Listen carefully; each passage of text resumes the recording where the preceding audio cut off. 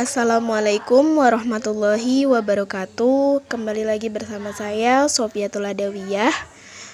Di sini saya akan menjelaskan sedikit mengenai pembagian kerja secara seksual. Dalam lintas sejarah, setiap kelompok masyarakat mempunyai konsepsi-konsepsi ideologis tentang jenis kelamin.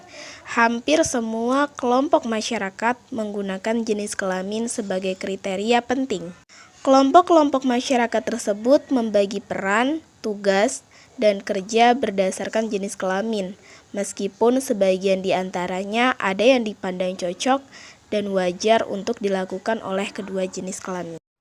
Pekerjaan yang diperuntukkan kepada laki-laki pada umumnya sesuai dengan kapasitas biologis, psikologis, dan sosial. Laki-laki dikonsepsikan sebagai orang yang memiliki otot lebih kuat, tingkat resiko dan bahayanya lebih tinggi, dan tingkat keterampilan dan kerjasamanya di dalam kelompok masyarakat lebih tinggi. Sementara itu, pekerjaan yang diperuntukkan kepada perempuan pada umumnya dianggap sesuai dengan kapasitas biologisnya sebagai perempuan, yang secara umum dikonsepsikan sebagai orang yang lemah dengan tingkat resiko lebih rendah, cenderung bersifat mengulang, tidak memerlukan konsentrasi yang intensif, dan lebih mudah terputus-putus. Karena itu, tingkat keterampilan perempuan dianggap rata-rata lebih rendah dibanding laki-laki.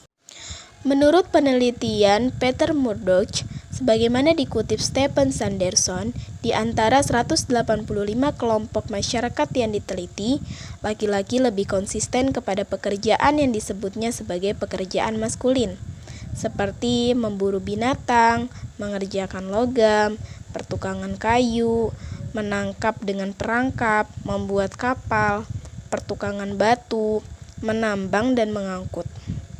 Sedangkan perempuan lebih konsisten kepada pekerjaan feminim, yaitu seperti mempersiapkan minuman, meramu dan menyiapkan bahan makanan, produksi bahan susu, mencuci, mengambil air, dan memasak, serta pada umumnya pekerjaan yang dapat dilakukan di dalam rumah tangga. Dalam masyarakat suku atau tribal, jabatan kepala suku bergulir di kalangan laki-laki atau hitman, dan tidak pernah dijumpai kepala suku perempuan atau hitwoman. Dalam masyarakat yang mengalami tingkat evolusi lebih maju, pembagian kerja secara seksual tetap berlanjut, meskipun dalam bentuk kuantitas dan kualitas yang berbeda.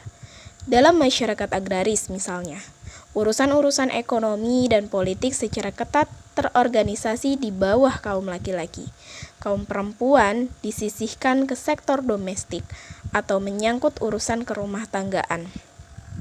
Dalam masyarakat industri, pola pembagian kerja juga belum banyak berbeda dengan masyarakat agraris. Status pekerjaan yang lebih tinggi dan kekuasaan politik masih didominasi oleh laki-laki, sementara perempuan masih dominan di sektor pekerjaan yang berstatus lebih rendah dan akses untuk mendapatkan pengaruh politik tetap terbatas. Secara umum, kedudukan perempuan dalam sejarah panjangnya selalu menerima kenyataan subordinasi dari laki-laki. Keberadaan matriarki primitif diragukan keberadaannya.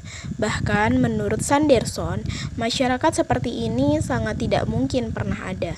Kalaupun pernah ada, menurut Johnson tidak ditemukan lagi. Dalam lintasan sejarah dan budaya, pembagian kerja secara seksual selalu ditemukan. Adapun adil atau tidaknya perbedaan itu adalah persoalan lain, yakni persoalan nilai subjektivitas pada setiap masyarakat.